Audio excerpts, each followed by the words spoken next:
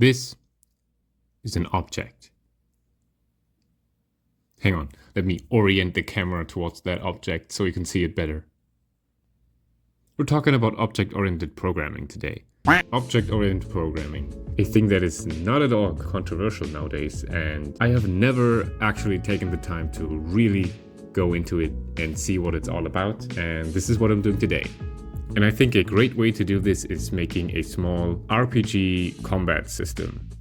This isn't going to be anything fancy, it's just text output in the console, no fancy graphics or whatever, because that's not the point, and also I still don't know how to do that. But it's going to be a great way to delve into stuff like objects, classes, inheritance, and all that fun stuff. It's going to be a turn-based fighting system with characters, enemies, spells, items, and weapons, and equipment and stuff, which will be great to get the hang of stuff like inheritance, properties, functions, objects, and stuff. What I'm trying to do here is just to see what object-oriented programming is all about, how it works, how I like it or maybe not, and just form an opinion. Because there's some discourse around object-oriented programming, and I think it would be foolish to weigh in on that conversation, have an opinion, or just accept what everyone's saying without actually having tried it and seeing what it's really about and to see what the problems really are, if they are even problems to begin with. In general, I just want to see what it's all about and why people hate it so much, and if I'm going to be one of them. This is a terrible script. Alright, let's go. I don't want to go into that much detail about the execution because it's very basic. What I want to focus on with this is how I ran into concept of object-oriented programming and how I worked with them and how I liked them or didn't. Here in the beginning, I just trying to get the basic setup of showing a message on screen while fumbling with the static, public, void keywords and what they mean. I got it to work and I got the hang of that. And then just run-of-the-mill basic character class creation, boxing in the functions, what I think a character should be able to do so that I can later on create the player and the enemy which inherit from that. At this point where I started to write the take damage function, I was thinking about getters and setters, which are functions you can define when you initiate a variable or property of a class, trying to see if what I'm doing made sense instead of using a setter. But at that point I was just like, let's deal with that later. Trying to figure out how I wanted to do the messaging on screen, how that would work, and in the end it morphed into a message queue where anyone could queue a message which appears every time the screen quote-unquote updates, which is basically just writing all the stats and the queued message on screen. At this point I'm always using string.format, which is a little tangent I could go on to right now. That is one of the downsides of using books to learn, because books do not update. They are often very old. The book I read was, I don't know when that came out. Hang on, I know that the book talked about C#6 as the new thing. That is 10 years ago, my brothers and sisters in Christ. That's crazy. But you can just add strings. You just concatenate them. At some point during, I think, this project, I realized that. Anyway, it doesn't matter. I think the lesson here is just, I don't think learning with books is bad, but just always be on the lookout for easier ways to do things, because that string.format is just so annoying. Now a simple death condition where the game just ends if the health goes below 0, add a little color to it, tidy everything up, and that's the basic loop done. I can attack a character and I can die. And now the first inherited class, the player. This is a very good prime example of inheritance. You have a character and then you have two different types of characters that do slightly different things. That is an example that you hear all the time and it works. The first thing I ran into is that both the enemy and the player have the turn function, which is what happens when it's their turn, where the enemy just attacks and you decide what to do. But that didn't work, and I was confused for a few seconds until I realized that, of course, the player and the enemy are variables of the type or objects of the type character, and they have all the functions, fields, and properties that the character class has, not the player or or the enemy. So the character does not have a turn function, so I can't call that. That's the whole thing about compile time and runtime types, right? So I was thinking, what do I do? So the character class needs a turn function, of course, but every class that inherits from that has to override it, because you can have a universal turn function. That's where I learned about abstract functions, which are functions that the inheriting class needs to override or it doesn't work. And that's perfect. The next interesting thing here is the equipment, which is its own class, and the character has a property, which is its equipment, which is of the type of equipment. So that is, I think, another important thing about object-oriented programming is how you can just pack them together. You have one class and another class, and then you can add an object of one class as a variable or a property of another, and then you can build your systems with that, which is pretty cool. Wow. I think it's very intuitive and cool how that works. And also at this point I realized that I had this giant init function where I do a lot of stuff, but most of that is just initializing values of the objects. And that is where I learned how useful constructors can be. Constructors are just functions that run whenever an object of that class is created somewhere. And you can pass arguments in there when you create that object. And it's so much easier and less chaotic if you do it like that. And they are very useful and very cool. Constructors will turn out to be the only good thing about the three things I would say are integral or inherent to object-oriented programming, which is inheritance, getters and setters, and constructors. But more on that later. Yeah, this is the editing man here. I have no idea what this guy was on about there. There's a lot more than just getters, setters, inheritance, and constructors, which are integral to what object-oriented programming is about. Yeah, I don't know. I guess I was just trying to say getters and setters are bad, constructors are cool. I don't know. Now I'm just going into some basic logic about the item equip method, which equips an item. It works, but it's a war crime at the moment. And also, like, updating stats based on your equipment turned out to be a little more complicated than I thought, especially when that code should run and when it shouldn't. At this point, I also realized that the code is getting really massive and jumbled, so I started splitting it into different files, which is also something really cool. And using namespaces makes that so easy, and I love that. After getting a taste of cleaning up my code by splitting it into different files, I just couldn't bear the equipment method, so I just cleansed it of its sins. Anyway, this is the first time I ran into a real problem, or more like an annoyance, which is with constructors in relation to inheritance. So I thought that I have the character class and the two subclasses, and I have the constructor for the character class, which does the basic value setting stuff, and I thought that all of the subclasses could just use that, and they kind of can, but not really, because it doesn't work. I just thought I could have the base constructor class, and then I don't need to define a constructor for the subclasses because they're the same as the base class. That doesn't work. In the moment that I just thought that does not make any sense. Right now, later, I kind of see how it makes sense, but I was struggling a lot how to get it to work. Turns out you have to do this weird massive line of code, which I still don't really understand completely why it has to be like that, but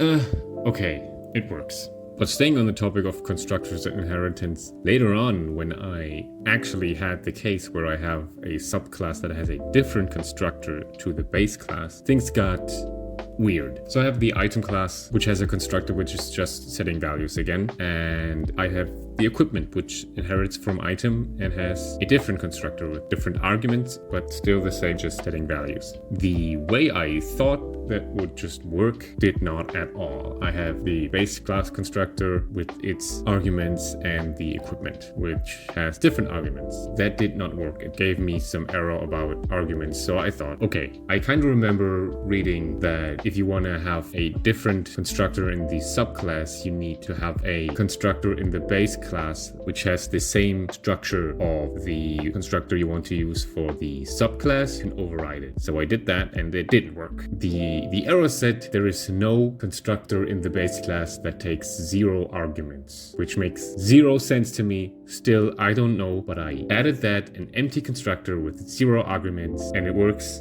I have no idea why that is, why it has to be like this. With the other one, I can kind of see what's going on and why it has to be like this, but with this, I don't see what's happening. But anywho, let's go back to where I was. At this point, I was just doing some cleanup of the code, restructure and stuff. And also I just wrote down a list of all the features that I wanted. I had the basic loop down, but there was some stuff I wanted to do. And that's just a good idea every time. Just keep a hard list that defines what you need and when you're done. I also started to write some comments on how I feel about the code I've written and what needs to be improved, let's say. I kind of found for myself that I can make it a lot more fun if I write comments like this in a funny way. When you have to do it anyway, might as well make it fun, right? All right. At this point, I kind of got a little carried away making like an options menu where you can press the arrow keys to select what you want to do, because I really hated how selecting an action worked. And the more I added, the more I hated how everything just went to chaos with that. And I'm actually kind of proud of that menu thing. It's really cool. It works perfectly. It waits. It goes into a loop until you press a button. And then based on what button you pressed, the menu updates and redraws. And it works like a charm. And that made using the program a lot easier and a lot more fun. It feels cool, but then I had to separate the UI code a lot more because it was getting a little messy. Anyway, it works and it's cool. At that point, I was really getting carried away, wanting to have like boxes and functions to draw these boxes and stuff like that. And that was just, I had to stop myself because that was not the point of that exercise here. And that would have taken just so much longer. I just need to move on. And so at this point, everything was fine. I was having fun. I was getting the hang of using objects and classes to separate my code. Everything kind of made sense. There was this one constructor thing, but it's fine. I really liked the way things worked here. Constructors are very useful. Separating things into classes it makes sense. It's cool. But this is where the problems really start. I started to work on the item and inventory logic, which was okay. The inventory is just an array of items, some logic for checking if an item is in your inventory, removing it, adding it, and all that stuff. This is the point where I kinda realized how annoying inheritance can be sometimes. I already had the equipment class and stuff. This is a very small example, but rearranging inheritance chains is like a massive pain. Just adding one thing in the middle there is so much code you need to change for that, because let's say you have a class which inherits from another class, but you want to put something in between there, everything that was inheriting from that base class before just breaks. So that is one thing. And then I really got confused and I really learned how sometimes inheritance can just be a nightmare. So I already said the equipment class inherits from item because they all go into the inventory. There's items like a potion or something and your equipment, your weapons, your chest plates, whatever, right? They go into your inventory. So they inherit from items, so they can be in the inventory. But then I kind of struggled with deciding where to put which code, because items are consumable. They have values like how much they heal or how much they buff you or whatever. The equipment does not need any of that. And it felt kind of weird to just have a heal value that is just not used at all, or the use function, because you can use an item, but you cannot really consume your helmet, right? And that, I don't know, that really felt weird, and at the time, I didn't really know what I should do with that, so I just kind of let it be like that and thought, it's a problem for later. It's fine for now. This is just a practice project. I don't need to deal with that right now. As much as I loved my menu, I really struggled with making it not suck, because I really wanted to be able to exit out of a menu, so you open up the inventory, maybe by accident, and there was no way to go back except using an item, right? That just gets so messy, and the way I did it is, I don't want to talk about it. Anyway, it works good enough. And another thing I kind of ran into is I added abilities and mana. With these spells, I had a lot of structure in place, so it was very easy to just add that. And I realized that they are in some ways similar to items in that they can be used and stuff happens when you select them in the menu. And I kind of thought maybe I could reuse that code without copying it, but I had no idea how. I mean, I just couldn't. have them inherit from item. No. So I just copy and pasted most of that code. Okay, now I was approaching the end of all the features I wanted, and I kind of thought to myself, well, I haven't really used any getters or setters. And this project was all about learning object-oriented programming and how it works, and getters and setters are kind of an integral thing of that. But up until now, I can't really see any place where it would make sense to use them. I don't need them, but I thought, let's just do it and see what they're all about. Oh, how naive I was. So with getters and setters, there's kind of two sides to that. The one thing is you can have like private or public keywords in front of them, so you can restrict the access to a field from the outside. And that I can get behind, I guess. Like me, for example, I'm me alone working on a small little project, forbidding access to a field directly. I mean, I guess the saying is willpower is for losers, and maybe if multiple people working on the same project, maybe I can get behind that, like where you're not supposed to go at some fields directly and go through the intended way where there's some stuff where I have control on what happens, right, on my class. So I tried to use getters and setters with the mana field, which felt weird because I already had functions for accessing the mana, right? I mean, I have the take damage function for the health, and I have the use mana function for the mana, which does some stuff where it decreases the value and does some validation, and so it doesn't go below 0, and also send out a message saying, for example, the player has taken 5 damage. He used 3 mana. Right, because I wanted that. And that is all stuff that happens when the health value changes or the mana value changes. I mean, these are, in a way, setter functions. They just do a little more because I need more. But anyway, for the sake of science, I guess, I started to write a setter function for the mana, which, I mean, I'm often told that getters and setters, especially setters, are for input validation, where you can check what the user is trying to set the value to is valid. For example, it can't go below 0, or it can't be an even number, whatever, right? But I would guess that stuff like sending messages in the internal message system in another class would not belong into a getter or setter function. So I don't know. I guess I just put the number validation in there, and I can remove that from the use mana function now, which doesn't really change it all that much. It doesn't really remove any lines. There's still the same number of lines than before. And at this point, I was sitting there starting to write a setter function, and I noticed my cat just sitting there looking at me. And he even got right in front of my keyboard. He knew what was going on. He was trying to save me. He was trying to stop me from doing a terrible thing. I'm doing a very bad thing right now. But I didn't read the sign. I just gave him a little pat and then moved on. I have the setter function ready, and I guess now the set mana function or use mana function, whatever, is a little less. I can remove the clamp function. Is that worth it? I don't know. If I look at the amount of clutter and mess that creates, I hate that. I hate this. This is so much stuff for, I guess, more organized code. I don't know. I mean, this is a small example. This is a very small project and no one else is using it. I guess maybe with a bigger project where many people work on it, maybe that can make sense, but the amount of just mess and clutter that creates, I don't know if that's worth it, man.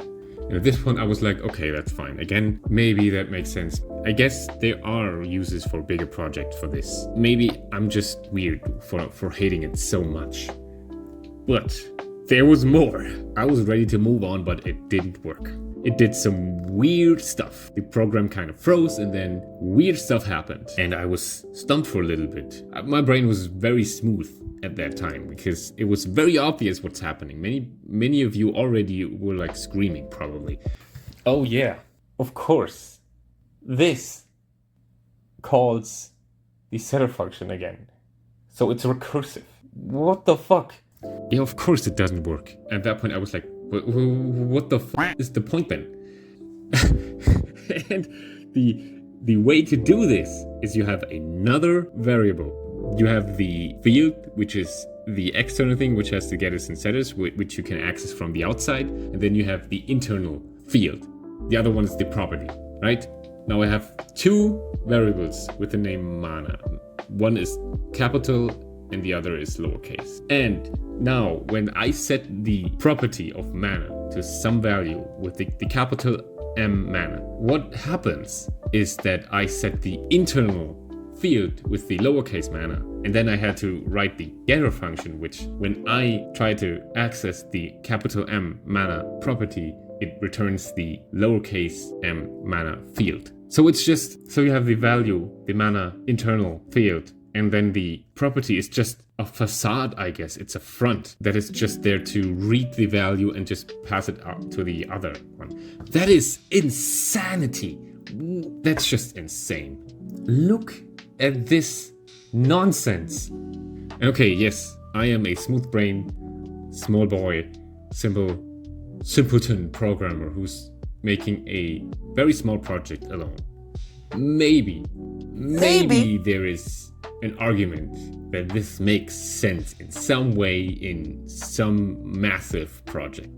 But man, this to me just screams this dumb, insane, overly micromanaged corporate America nonsense with sprint meetings, tickets, memos, and all that junk. You have to make a ticket to get an appointment for a meeting with the assistants of your boss so they can pass a memo to another guy who then makes a ticket to get a meeting with the boss so they can ask what color the fucking submit button in the internal forum should be. Man, I can only imagine what the old Java code looked like, where this just taken off and everyone was so hyped about that stuff. Oof. All this nonsense to remove a function call in a function that was fine the way it was. I don't know. And also, all of that overly micromanaged stuff aside, maybe that's just me, but when I write code like this, for me it feels like exactly this should happen and nothing else. When I set a value to a number, I expect that value to be in that number and nothing else. I don't like magic under the hood stuff that I don't know about, right? I don't know, maybe that's just me, but when I say mana equals 5, I expect this to be an absolute true statement. I don't know, maybe I'm just weird. That was... well, okay, moving on. After that, everything went kind of smoothly. I had all the basic structure in place, and that made adding stuff a lot easier. That is so cool. When you start out, there's nothing really, and you kind of mess about, and you have to put all the basic structure in, but when that is all there, and adding another thing is so easy, because most of the stuff's already there. That's really cool. That's fun. I wrote even more funny comments. I finally got to refactoring the turn function, which was growing to be a abomination beast. And the menu logic, especially the exiting out of a menu thing. And then after some just general code cleanup, I was done. The game is done and it's actually kind of cool. It's way better and more involved than I thought it would be. And I'm really proud of what I did. Okay, now, what do I think? I could do the dumb idiotic thing that I have seen sometimes, where people just make this small little project using like 1 or 2 classes that inherit from each other, or one inherits from the other, and then they like, oh, see, it's easy, right? But yeah, this small project is really tiny. Just drawing a big conclusion based on that, saying like, you are all wrong. Object-oriented programming is good because I had a good time making this small thing. Now, I will separate my response into 2 sections. First, I'll go into my immediate impression after creating this project, the thoughts I have after this. And then I want to go into a more in-depth thought onto object-oriented programming and inheritance and stuff like that after having a few days thinking about it, maybe reading up on some stuff, just pondering the orb a little bit more. Okay, object-oriented programming. The basic stuff of that, like the classes and the object and stuff, I really like that. Objects are cool. Separating your code into classes, having static classes, passing objects around, that's lovely, right? And basic inheritance, like the character class, it makes sense, it works, it's fine. There are mild little annoyances here and there with how constructors work, which I don't know, maybe they make sense, but for me they are just annoying a little bit, but that's fine. And for small projects like this, I think it's fine, even good. But that leads me to my first point. Things like getters and setters are complete nonsense and completely overkill for small and even mid-sized projects, if they even make sense at all. I don't know, but for me, I can't see any project that I do in the future where it would make sense to do shit like this, right? And the problem here is that it's often very much implied that this is the quote-unquote proper way to do things. Like, I remember back in school where I learned programming, they were always talking about stuff like this, how it's the proper way to do this, and that's how real programmers do it, or whatever. Like, even in the book that I read, which is very good, but still, this is often implied that if you don't do it like this, you are not a real programmer or whatever. And I think that is one reason why so many people are so ready to jump on the bandwagon of hating object-oriented programming. You know, that sucks. It's again like the corporate America shit, where everyone thinks doing this nonsense of meeting and wasting time is the proper way to do things, right? And it's just annoying to everyone, either having to do shit like this, bending over backwards to use getters and setters, or being called out for not using them.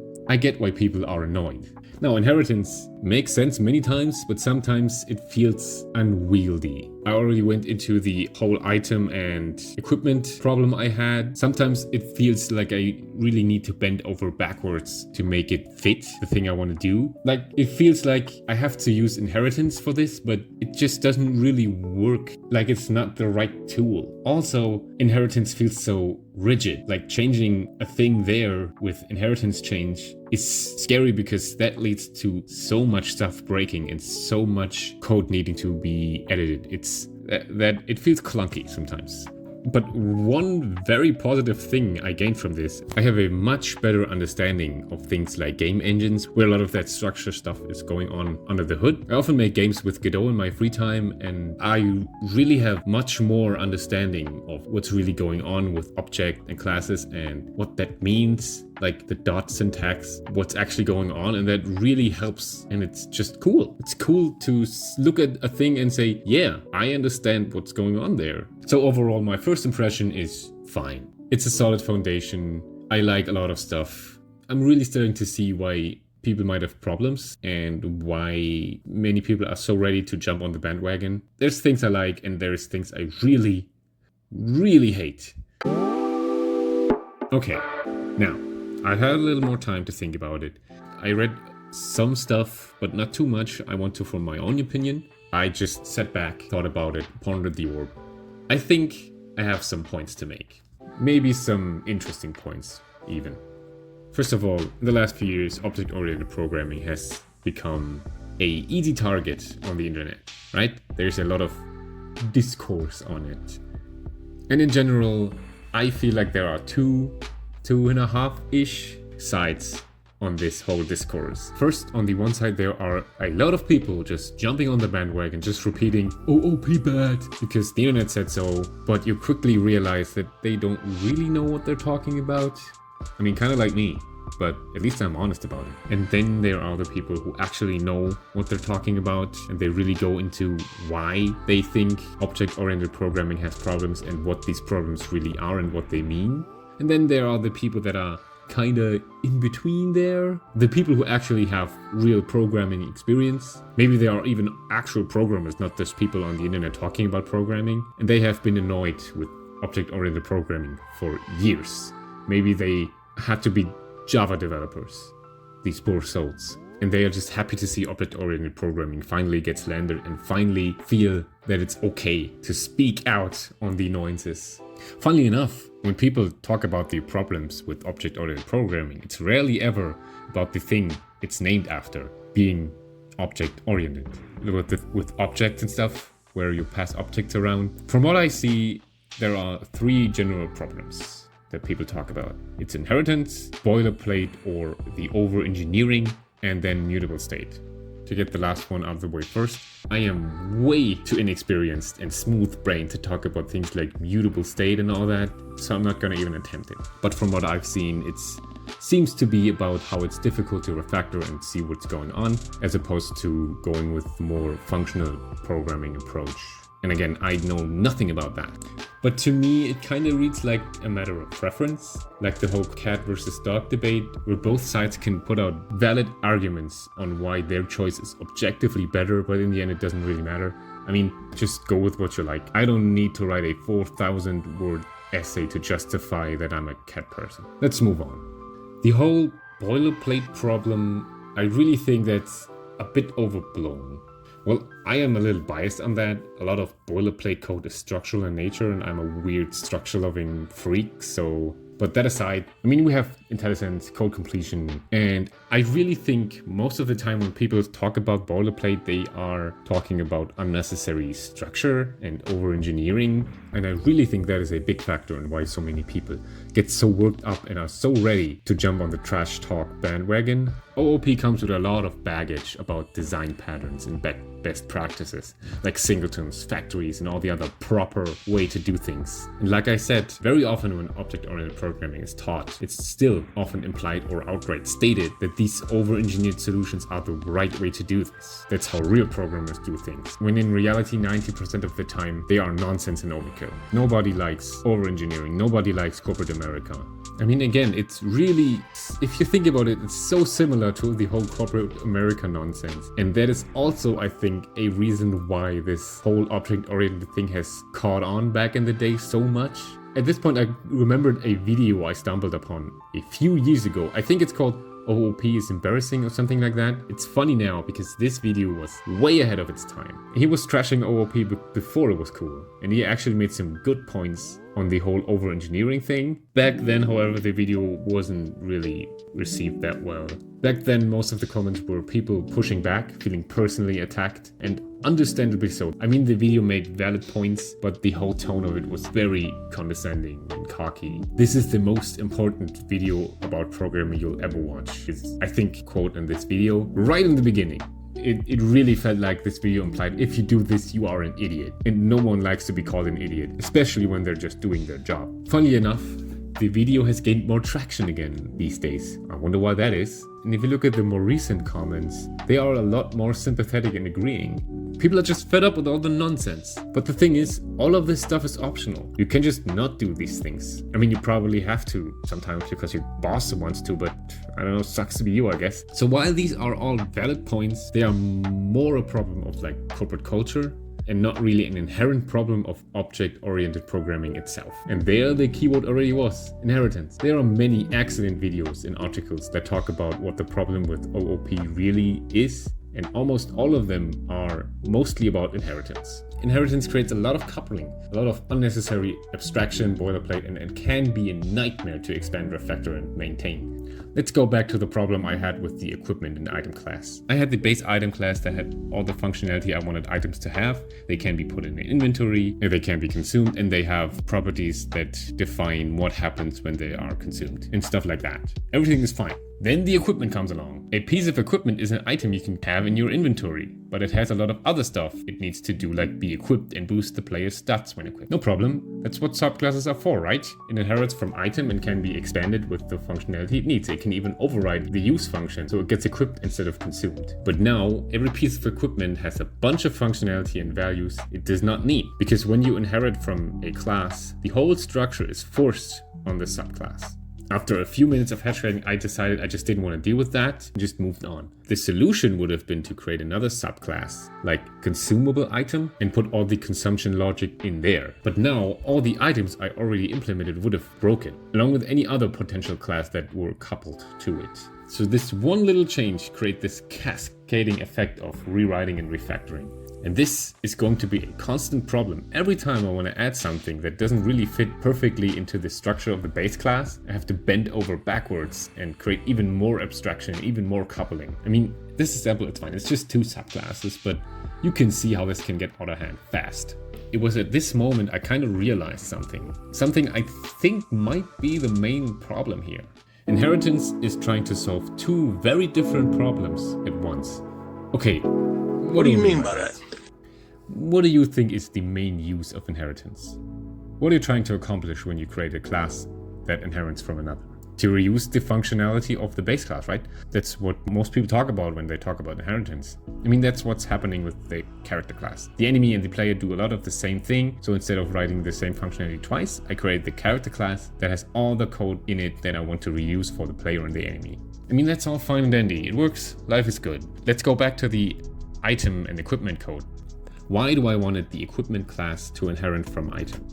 Looking back now, there's no code in there I really wanted to reuse for the equipment. Now, the only reason I wanted to inherit from item is because the inventory takes a list of type item. I have a box and I have a thing, and I want that thing to fit into that box. I don't even know what you would call that. It's some sort of agreement between the object and the box. The list expects an item and agrees that everything in there is shaped like an item. So it has all the properties and functions an item has. And by inheriting from item, the equipment agrees to take on that shape. So we have two very different things here. Reusing code and the thing I will call the boxing agreement for now. Okay, right now when editing, I kind of realized that this is just abstraction, right? Where one piece of code uses another piece of code without really knowing what that is.